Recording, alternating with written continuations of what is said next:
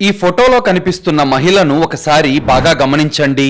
పైకి చూస్తే చాలా సాధారణంగా, అందంగా, అమాయకపు స్త్రీలా కనిపిస్తుంది కదా. కానీ ఆమె అమాయకపు ముఖం వెనక దాగి ఉన్న నిజం ఎంత భయంకరమైనదంటే తెలుసుకుంటే ఎవరికైనా పట్టరాని కోపాన్ని తెస్తుంది.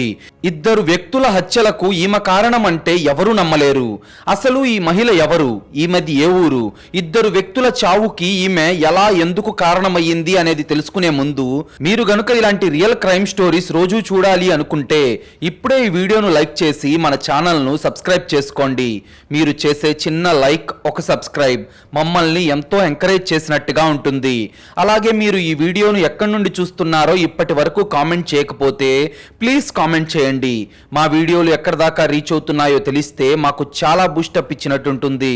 అది ఉత్తరప్రదేశ్ రాష్ట్రంలోని లక్నోకి సమీపంలో ఉన్న కాకోరి అనే ప్రాంతం. ఎప్పుడూ ప్రశాంతంగా పచ్చని పొలాలతో ఎవరి పనుల్లో వాళ్ళు బిజీగా ఉండే పాన్ఖేడా అనే ఒక చిన్న గ్రామంలో 2025 మార్చి 21వ తేదీన రాత్రి 10 గంటల వరకు అంతా మామూలుగానే ఉంది. ఎవరి ఇళ్లల్లో వాళ్ళు భోజనాలు చేసి నిద్రపోవడానికి రెడీ అవుతున్నారు. కానీ ఆ రాత్రి ఆ ఊరి చరిత్రలోనే ఒక నెత్తుటి రాత్రిగా మారబోతుందని, ఇద్దరు కుర్రాళ్ల ప్రాణాలు ఆ చీకటి దారుల్లో గాల్లో కలిసిపోబోతున్నాయని ఎవరూ ఊహించలేదు. ఆ ఊర్లోనే ఉండే మనోజ్ లోధి 25 ఏళ్ల చురుకైన కుర్రాడు. ఐటీఐ చదువుకుంటూ ఎలాగైనా ఒక మంచి ఉద్యోగం సంపాదించి తన కుటుంబం కష్టాలు తీర్చాలని ఎన్నో కలలు కంటున్నాడు. మనోజ్ కి ఊర్లో కూడా మంచి పేరుంది. అతనికి ఒక ప్రాణ స్నేహితుడున్నాడు. వాడి పేరు రోహిత్ రాజ్పుత్. వాడి వయస్సు 26 ఏళ్లు. మనోజ్, రోహిత్ ఇద్దరు ప్రాణ స్నేహితులు. ఒకరికొకరు ఏ కష్టం వచ్చినా తోడుగా ఉంటారు. రోహిత్ కూడా మనోజ్ లాగే చదువులో చాలా చురుకైన వాడు. అతని కష్టానికి ఎట్టకేలకు తగిన ప్రతిఫలం కూడా దక్కింది. ఈ మధ్య రైల్వేలో మంచి ఉద్యోగానికి సెలెక్ట్ కూడా అయ్యాడు. ఇంకొన్ని రోజుల్లో ఉద్యోగంలో చేరబోతున్నాడు. తమ కొడుకు రైల్వే ఉద్యోగి కాబోతున్నాడన్న ఆనందంలో రోహిత్ తల్లిదండ్రులు ఊరంతా ఎంతో గొప్పగా చెప్పుకుంటూ మురిసిపోతున్నారు. రే మామ, నా ఫస్ట్ శాలరీ రాగానే నీకు మంచి బట్టలు కొనిస్తాన్రా అని రోహిత్ తన బెస్ట్ ఫ్రెండ్ అయిన మనోజ్తో అన్న మాటలు రోహిత్ ఇంటి గోడల మధ్య ఇంకా వినిపిస్తూనే ఉన్నాయి. ఆ ఊర్లో ఈ ఇద్దరు స్నేహితులను చూసి అందరూ ముచ్చట పడేవారు. అది మార్చి 21 రాత్రి. సుమారుగా 8 గంటల సమయం అవుతుంది. మనోజ్ ఇంట్లోనే ఉన్నాడు. అప్పటిదాకా ప్రశాంతంగా ఉన్నవాడు సడన్ గా ఎక్కడికో వెళ్ళడానికి కంగారుగా సిద్ధమయ్యాడు. బట్టలు మార్చుకొని హడావిడిగా బైక్ తాళం తీసుకుంటుంటే మనోజ్ తండ్రి చూసి, రే మనోజ్, టైం 8 దాటింది, ఇంత రాత్రి ఎక్కడికి బయలుదేరావురా అని అడిగాడు. దానికి మనోజ్ తడబడుతూ, ఏం లేదు నాన్న, ఏం లేదు, నా ఫ్రెండ్ ఒకటి బర్త్డే పార్టీ ఉందని చెప్పి ఇప్పుడే ఫోన్ వచ్చింది, వెళ్ళి జస్ట్ బర్త్డే విషెస్ చెప్పి మళ్ళీ వెంటనే తిరిగి వచ్చేస్తాను, మీరు పడుకోండి, నేను వచ్చేస్తాను అని చెప్పి వేగంగా ఇంట్లో నుంచి బయటకు వచ్చేశాడు. కానీ ఆ తండ్రి గుండెల్లో మాత్రం ఏదో తెలియని అలజడి మొదలయ్యింది. ఒరే వద్దు, ఆగురా అని కొడుకుని అరిచి ఆపుదామనుకునే లోపే మనోజ్ బైక్ స్టార్ట్ చేసి చీకట్లోకి దూసుకుపోయాడు. బైక్ మీద ఫాస్ట్ గా వెళ్తున్న మనోజ్ బైక్ డ్రైవ్ చేస్తూనే తన ప్రాణ స్నేహితుడైన రోహిత్ కి ఫోన్ చేశాడు. అప్పటికే రోహిత్ భోజనం చేసి పడుకునేందుకు సిద్ధమవుతూ, మనోజ్ ఏంటి ఈ టైంలో ఫోన్ చేస్తున్నాడు, ఏమైనా అయిందా అని ఫోన్ లిఫ్ట్ చేసి, హలో చెప్పరా మనోజ్ అని అనగా, రే రోహిత్, అర్జెంటుగా ఒక చోటుకి వెళ్ళాలరా, నువ్వు కూడా నాతో రావాలి ప్లీజ్ రా అని ఎంతో దీనంగా అడిగాడు మనోజ్. చీకటి పడింది, ఇప్పుడెక్కడికి రా, నా వల్ల కాదు, నువ్వు వెళ్ళిరా అని రోహిత్ మొదట రానన్నాడు. కానీ మనోజ్ వాయిస్ లో ఏదో కంగారు, ఏదో భయం రోహిత్ కు స్పష్టంగా అర్థమైంది. అప్పుడు మనోజ్, ప్లీజ్ రా రోహిత్, నాకు చాలా భయంగా ఉందిరా, ఈ టైంలో నువ్వు నా పక్కనుంటే నాకు చాలా ధైర్యంగా ఉంటుందిరా, ప్లీజ్ రా మనోజ్, ఈ ఒక్కసారికి నాతో రారా అంటూ పదే బలవంతం చేస్తూ బతిమిలాడటంతో తన ప్రాణ స్నేహితుడు అడిగాడన్న ఒకే ఒక్క కారణంతో రోహిత్ వెంటనే బట్టలు మార్చుకొని బయటకొచ్చాడు. అప్పటికే మనోజ్ రోహిత్ ఇంటి దగ్గరకు వచ్చేసి ఉండటంతో ఇద్దరూ కలిసి మనోజ్ బైక్ మీద ఆ చీకటి దారుల్లో ఊరి బయటకు బయలుదేరారు.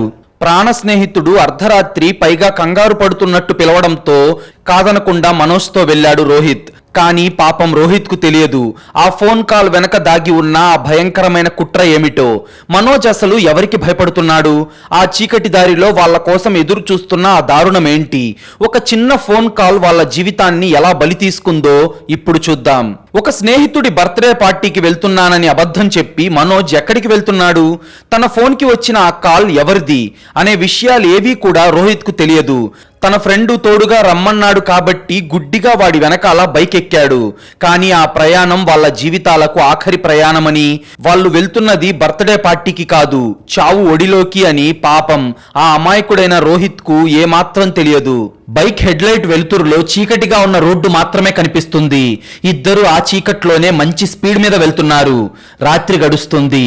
టైం 12 దాటింది. కాసేపటికి అర్ధరాత్రి 1 గంట కూడా దాటింది. కానీ వాళ్ళు ఇంకా తిరిగి ఇంటికి రాలేదు. ఇళ్లల్లో ఉన్న వాళ్ళ తల్లిదండ్రుల కళ్ళల్లో నిద్ర లేదు. ఒక భయం, ఒక కంగారు, ఒక అలజడి ఉంది. ఫోన్ చేస్తేనేమో ఇద్దరి ఫోన్లు స్విచ్ ఆఫ్ వస్తున్నాయి. పాపం వాళ్ళ కొడుకుల ప్రాణాలు గాల్లో కలిసిపోయాయన్న నిజం తెలియని ఆ తల్లిదండ్రులు గుమ్మం వైపే దీనంగా చూస్తూ వాళ్ళ బిడ్డల రాక కోసం ఎదురు చూస్తున్నారు. అది మరుసటి రోజు ఉదయం పాన్ఖేడా గ్రామానికి సుమారుగా 5 కిలోమీటర్ల దూరంలో 2 ఊర్లను కలిపే ఒక నిర్మానుష్యమైన వంతెనుంది. పగటిపూట కూడా ఆ 2 ఊర్ల జనాలు ఆ దారిలో చాలా తక్కువగా వెళ్తుంటారు.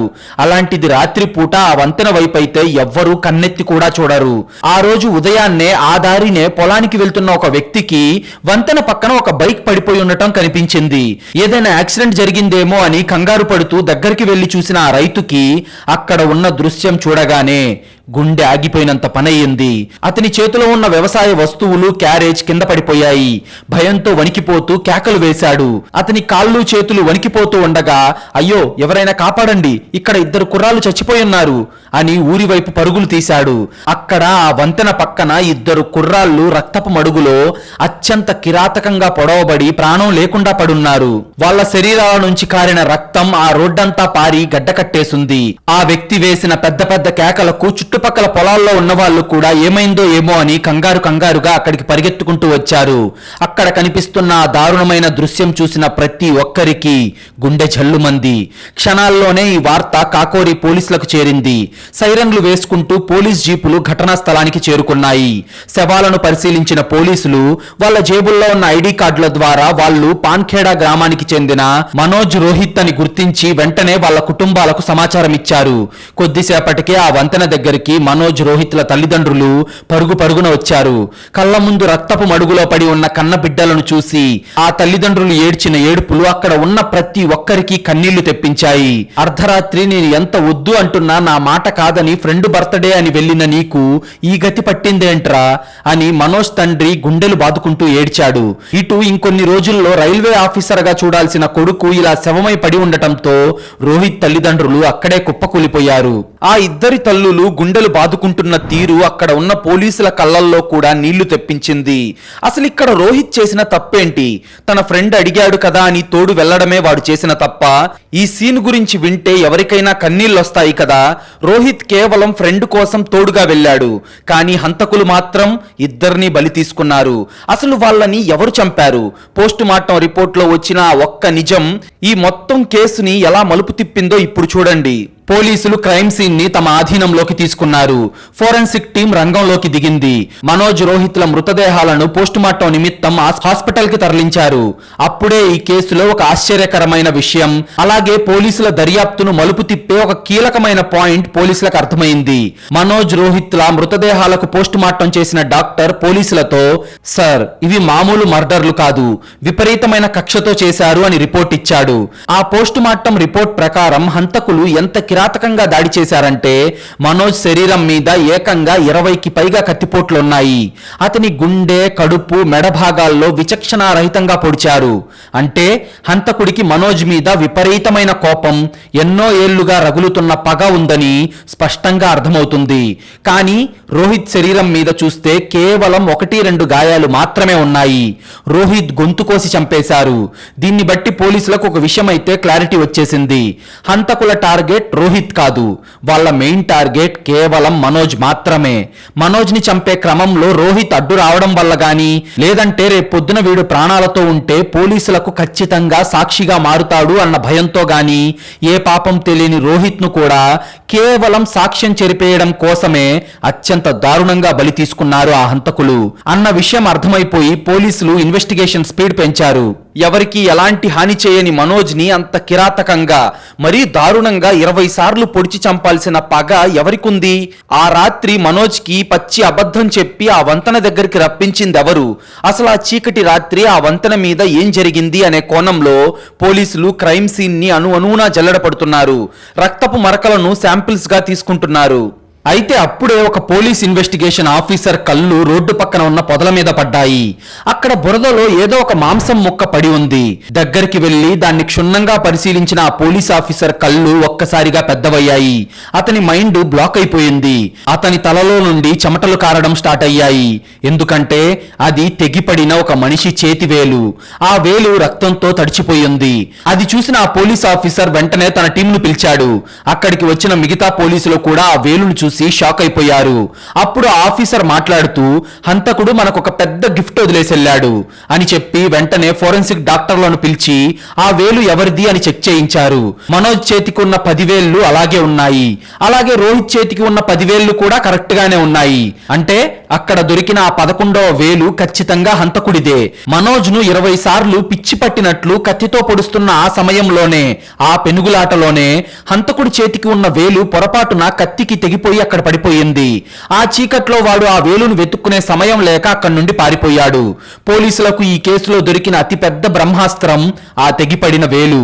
ఆ వేలుకున్న ఫింగర్ ప్రింట్ ద్వారా హంతకుణ్ణి ఈజీగా పట్టుకోవచ్చని పోలీసులు ఫిక్స్ అయ్యారు. క్రైమ్ సీన్ లో ఇలాంటి ఆధారం దొరకడం అనేది ఏ పోలీస్ ఇన్వెస్టిగేషన్ ఆఫీసర్ కైనా ఒక పెద్ద అదృష్టమనే చెప్పాలి. ఇది కదా అదిరిపోయే ట్విస్ట్. అంటే క్రైమ్ సీన్ లో హంతకుడి వేలు దొరకడం అంటే హంతకుడికి కౌంట్ డౌన్ స్టార్ట్ అయినట్లే. ఒక్కసారి ఆలోచించండి, స్వయాన హంతకుడి వేలే తెగిపోయింది అంటే వాడు ఎంత కిరాతకంగా పొడుచుంటాడో ఒక్కసారి ఊహించండి. కానీ ఆ వేలు ఎవరిదో తెలుసుకోవడానికి పోలీసులు వేయబోతున్న అదిరిపోయే స్కెచ్ ఏంటో ఇప్పుడు చూద్దాం. ఇక దర్యాప్తులో రెండో కోణం మొదలయ్యింది. అదే technical investigation. Cyber crime officer system ముందు కూర్చొని కాల్ లాగ్స్ డేటా జల్లెడ పట్టాడు. మనోజ్ కాల్ డేటా రికార్డ్స్ మొత్తం బయటకు తీశారు. మనోజ్ ఫోన్ లో 2 సిమ్ కార్డులున్నాయి. అందులో మొదటి నెంబర్ అందరికీ తెలిసిందే. కుటుంబ సభ్యులతో స్నేహితులతో మాట్లాడేది ఆ నెంబర్. కానీ మనోజ్ ఫోన్ లో ఒక సీక్రెట్ సిమ్ కార్డు ఉంది. ఆ సిమ్ కార్డు కేవలం ఒకే ఒక్క ఫోన్ నెంబర్ కి ఫోన్ చేయడానికి, మెసేజ్లు పంపడానికి మాత్రమే వాడుతున్నాడు. మార్చి 21 అంటే హత్య జరిగిన ఆ రాత్రి ఆ సీక్రెట్ నెంబర్ నుంచి మనోజ్ ఫోన్ కి ఏకంగా 35 మిస్డ్ కాల్స్ వచ్చాయి.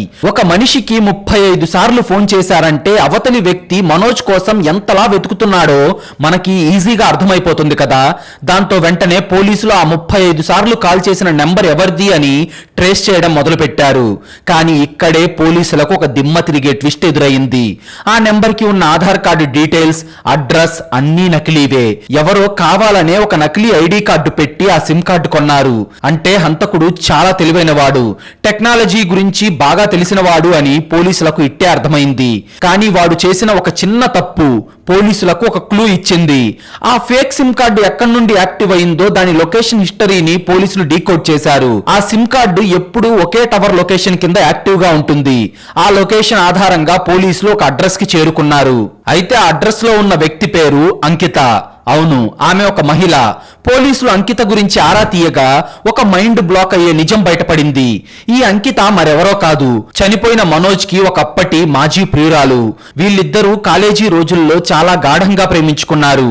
పెళ్లి కూడా చేసుకోవాలి అనుకున్నారు. కానీ మనోజ్ కి అప్పటికి ఎలాంటి ఉద్యోగం లేకపోవడంతో అంకిత కుటుంబ సభ్యులు వీళ్ళ పెళ్లికి ఒప్పుకోలేదు.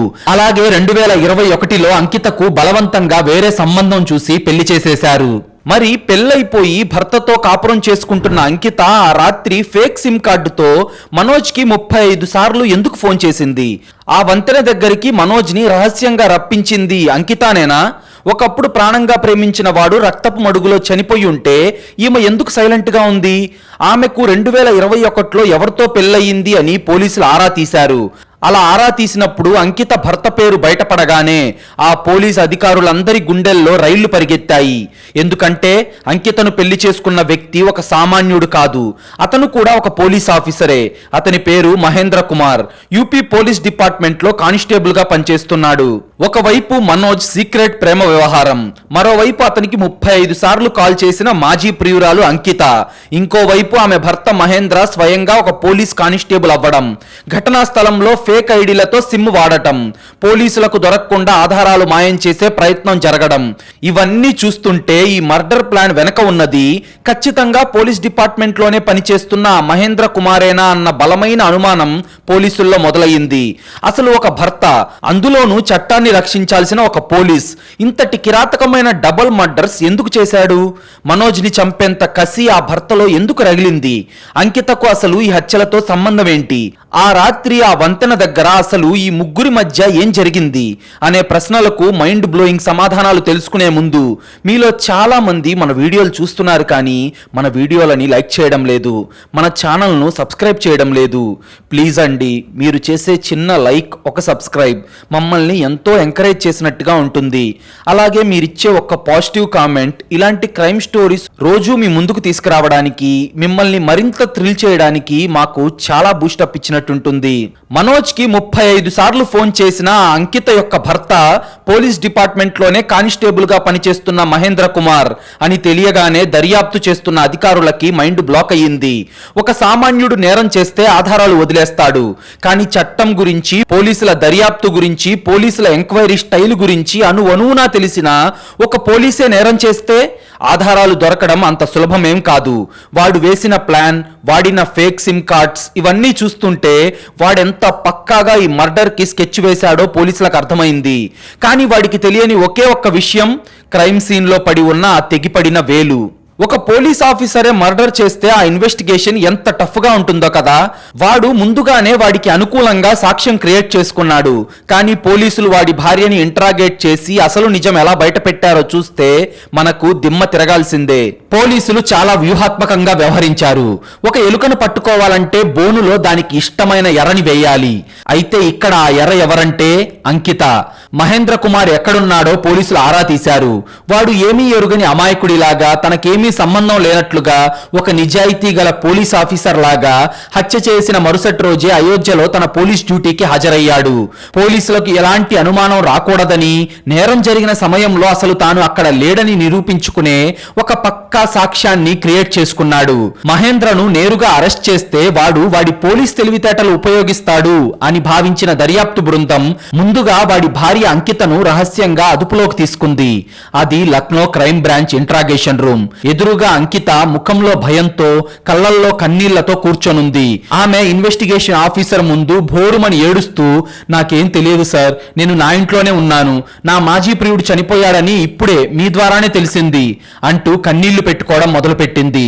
అప్పుడు ఇన్వెస్టిగేషన్ చేస్తున్న ఆ సీనియర్ పోలీస్ ఆఫీసర్ టేబుల్ మీద మనోజ్ కాల్ డేటా రికార్డులను విసిరి, నువ్వు ఇంట్లోనే ఉన్నావు సరే, మరి నేరం జరిగిన రాత్రి నీ పాత ప్రియుడు మనోజ్ కి 35 సార్లు ఫోన్లు, మెసేజ్లు చేసి ఎందుకు ఆ బ్రిడ్జి దగ్గరికి రమ్మని బతిమిలాడావు? ఫేక్ ఐడితో తీసుకున్న ఈ సిమ్ కార్డుతో మాట్లాడింది నువ్వే కదా? నీ భర్త మహేంద్ర కుమార్ కారు రాత్రి ఆ వంతెన వైపు వెళ్ళినట్టు టోల్ ప్లాజా కెమెరాల్లో కరెక్ట్ గా రికార్డ్ అయ్యింది. మర్యాదగా నిజం చెప్తావా, లేదంటే నిన్ను ఈ మర్డర్ కేసులో A1 గా బుక్ చేసి జైల్లో వేయమంటావా అని ఆ సీనియర్ ఆఫీసర్ గట్టిగా అరిచాడు. జైలు అనేసరికి అంకిత వణికిపోయింది. తన భర్త పోలీస్ అయినా సరే తనను కాపాడలేడు అని ఆమెకు అర్థమైపోయి కన్నీళ్లు తుడుచుకుంటూ అసలు నిజం చెప్పడం మొదలుపెట్టింది. ఆమె చెప్పిన ప్రతి మాట వింటుంటే ఒక సైకో భర్త యొక్క పగ, ఒక భార్య యొక్క బలహీనత ఏ స్థాయిలో ఉంటుందో మన కళ్ళకు కట్టినట్టు కనిపించింది. ఆ భయంకరమైన ఫ్లాష్ బ్యాక్ చెప్పడం మొదలుపెట్టింది అంకిత. సార్, మా ఇంట్లో వాళ్ళకి నేను మనోజ్ని ప్రేమించడం ఇష్టం లేదు. దాంతో మా పెళ్లికి ఒప్పుకోకుండా నాకు మహేంద్రనిచ్చి పెళ్లి చేశారు. వాడు పోలీస్ డ్యూటీల పేరుతో ఎప్పుడు ఇంటికి దూరంగా ఉండేవాడు. నేను ఆ ఒంటరితనం భరించలేక మళ్ళీ నా పాత ప్రియుడైన మనోజ్తో సీక్రెట్ సిమ్ కార్డు ద్వారా ఫోన్లో మాట్లాడడం మొదలుపెట్టాను. ఎన్నోసార్లు మేమిద్దరం ఏకాంతంగా కలిశాం. ఎవరికి అనుమానం రాకుండా నేను చాలా జాగ్రత్త పడ్డాను. కానీ నా భర్త మహేంద్ర మీలాగే పోలీస్ కదా సార్, వాడికి నా ప్రవర్తన మీద అనుమానం వచ్చి నా ఫోన్ కాల్స్ ని సీక్రెట్ గా ట్రేస్ చేయించాడు. దాంతో నేను మనోజ్తో మాట్లాడుతున్న విషయం వాడికి తెలిసిపోయింది సార్. ఒక రోజు రాత్రి డ్యూటీ నుంచి వచ్చి నన్ను చితకబాదాడు. వాడితో ఉంటావో నాతో ఉంటావో నువ్వే తేల్చుకో అని నాకు వార్నింగ్ ఇచ్చాడు సార్. దాంతో నేను భయపడిపోయి వాడి కాళ్ళు పట్టుకొని తప్పైపోయింది, నేను నీతోనే ఉంటాను అని కాళ్ళ మీద పడ్డాను. కానీ అప్పటికే నేను గర్భవతిని సార్. నా కడుపులో పెరుగుతున్న బిడ్డ వాడిదా లేక మనోజ్దా అన్న అనుమానం నా భర్త మహేంద్ర మనసులో బాగా పెరిగిపోయింది. రోజు రోజుకి నా మీద మనోజ్ మీద పగతో రగిలిపోయేవాడు.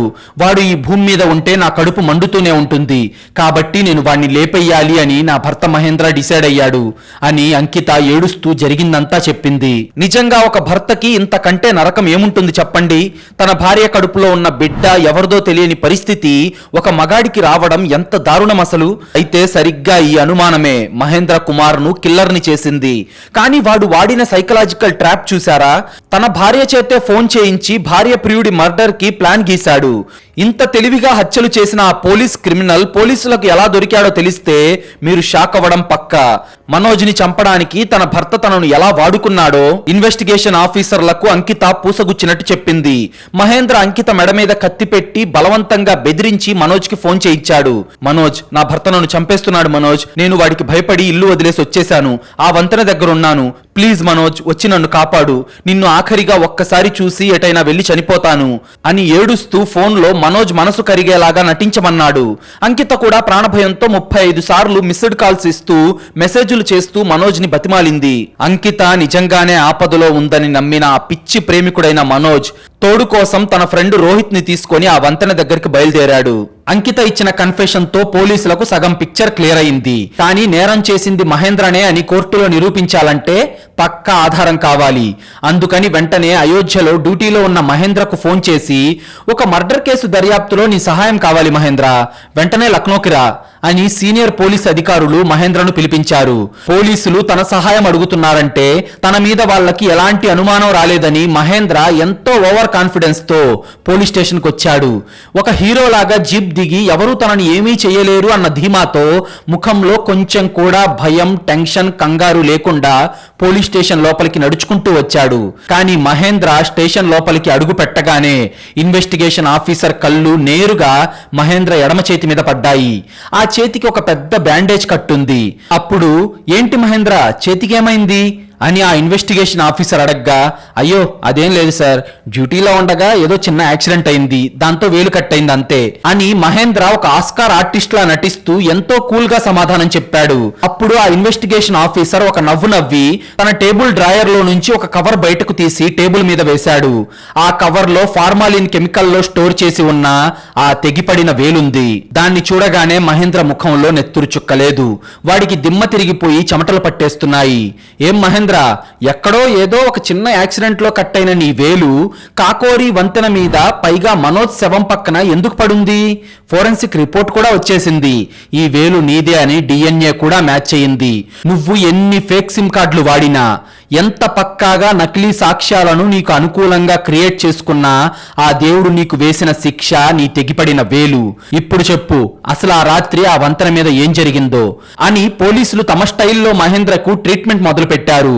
సరిగ్గా 4 లాఠీ దెబ్బలు పడేసరికి వేలు తెగిన నొప్పికి తోడు పోలీసుల దెబ్బలు కూడా తోడవడంతో మహేంద్ర కుప్పకూలిపోయి అసలు నిజం మొత్తం కక్కేశాడు. అవును సార్, వాడిని చంపింది నేనే. నా భార్య కడుపులో పెరుగుతున్న బిడ్డ ఎవరిదో తెలియక నేను నరకం అనుభవించాను సార్. ఆ పగతోనే వాడిని చంపాలి అని డిసైడ్ అయ్యాను. ఆ రాత్రి అంకిత ఫోన్ చేయగానే వాడు వంతెన దగ్గరకు వచ్చాడు. అప్పటికే వాడి కోసం నేను, నా బావమర్ది, నా మేనల్లుడు కత్తులు పట్టుకొని ఆ చీకటి పొదల్లో కాపు కాసున్నాము. మనోజ్ రావడమే అంకిత అంకిత అని గట్టిగట్టిగా పిలవడం మొదలు పెట్టాడు. నా భార్య పేరుని వాడి నోటి వెంట వినగానే నాలో రక్తం మరిగిపోయింది. వెనక నుంచి వెళ్లి వాడి మీదకు దూకి నా చేతిలో ఉన్న కత్తితో వాడి గుండెల్లో, కడుపులో పిచ్చి పట్టినట్టు పొడిచేశాను సార్. నా బావమర్ది కూడా వాడిని నరికేశాడు. కానీ మేము ఒక విషయాన్ని ఊహించలేదు సార్.